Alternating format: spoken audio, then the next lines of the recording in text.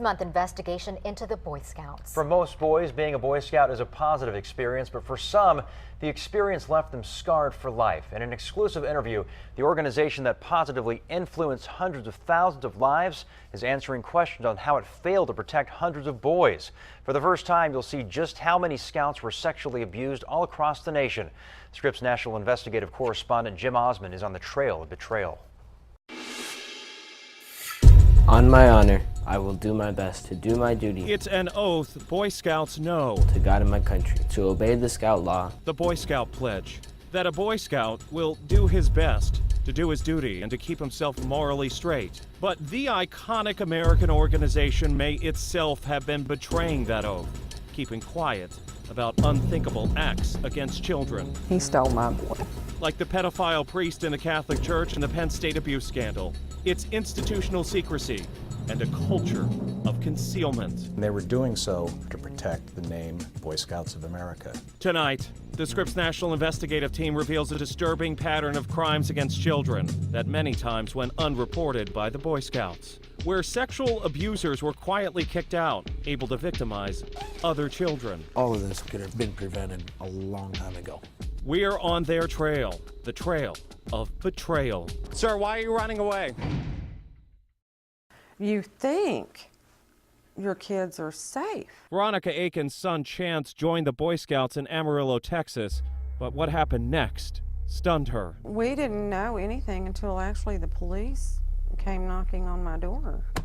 The police told her this man, Scout leader Melvin Estes, had sexually assaulted her son at scouting events along with 3 other boys in 1988. Estes was later convicted of his crimes. It's still painful. I don't know that it ever really goes away. Veronica Aikens is just one of thousands of voices telling painful stories about molesters in the Boy Scouts. For 6 months, this group of journalists with the Scripps National Investigative Team reviewed 30,000 court-ordered release documents spanning 2 decades, most of them dealing with molesters in the Scouts. Now tonight, we're uncovering the sheer magnitude of what's in those files. It's a story they never wanted you to hear. They were sitting on a powder keg of information. Between 1970 and 1991, the files contained the cases of more than 1,800 individuals that the Boy Scouts deemed ineligible to serve for a number of reasons, the majority for claims they molested children. And the files reveal allegations of at least 2,000 Boy Scouts molested by Scout leaders all across the nation. Tim Kosnoff is a Seattle attorney who represents a number of Boy Scout victims. The Boy Scouts of America betrayed the trust that was granted to them by the American public. I'm a 14-year-old Boy Scout. Our Scoutmaster has had to leave our troop for molesting 2 of our younger Scouts. In 1987, 14-year-old Adam Schertzel wrote this letter to the scouting magazine Boy's Life. He's now 39. He molested them physically and possibly us mentally. And Adam wasn't the only Scout asking for help.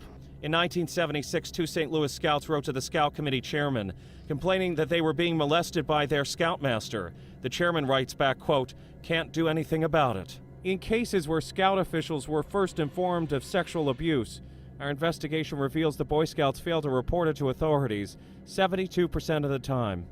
In 1983, Boy Scout officials were told by parents that this man, Paul Kofoot, allegedly sexually molested their 11-year-old boy at an Evanston, Illinois camp. The Boy Scouts didn't go to authorities. The only repercussion for Kofoot was to be booted out as a Scout leader. How could you let somebody like that go and not do something about it? I mean, you're letting a pedophile go? A Scout official in a letter to Kofoot told him the matter would be, quote, maintained as confidential. And we uncovered 146 cases where the Boy Scouts assured Scout leaders accused of molesting boys that the matters would be kept confidential. I mean, the Boy Scouts, wow. Sean McPherson, who lives in Nebraska, knows exactly who Paul Kofoot is. But Sean wasn't ever a Boy Scout. Kofoot sexually molested Sean as a 13-year-old, 8 years after the Boy Scouts failed to report Kofoot to police. Sean never knew about the Boy Scouts' allegations against Kofoot until we showed him. All of this with me and with these other kids could have been prevented a long time ago. Sean's parents reported this case to police. He was convicted and is now a registered sex offender in Nebraska. And all of these men were reported to the Boy Scouts for allegedly molesting Scouts, but the Scouts didn't call authorities. Each man later caught and convicted for other sex offenses, mainly with children. Like former Virginia Scout leader Michael Eck, in 1991 he admitted to inappropriate sexual behavior with Scouts. Again, Scout officials didn't call police. They simply barred him from scouting. 3 years later, he was convicted of sexual battery in a different case. You're Michael Eck, right? The Boy Scouts never held you accountable, did they, sir? His case and the others raise serious questions for the Boy Scouts of America. There wasn't a culture of secrecy in those files? You mean a culture of secrecy in protecting bad people? No. Boy Scouts of America President Wayne Perry believes overall the confidential file system has worked. It protected a lot of kids. A lot of kids? Absolutely. But he also says it didn't protect all kids, and for the first time concedes. It is a terrible failure. It's a moral failure. The Boy Scouts released a report last month from a paid contractor that looked into those confidential files. The report concludes the Boy Scouts prevented at least 175 suspected abusers from becoming Boy Scout leaders. Now, tomorrow night, we're looking into systematic failures that allowed some offenders to move from troop to troop. I'm Scripps National Investigative Correspondent Jim Osman in Washington. And the Trail of Betrayal is a Scripps national investigation on air, online, and in print. We continue our coverage on 10news.com. You will find in-depth coverage that includes the breakdown of reported Scout abuse by state.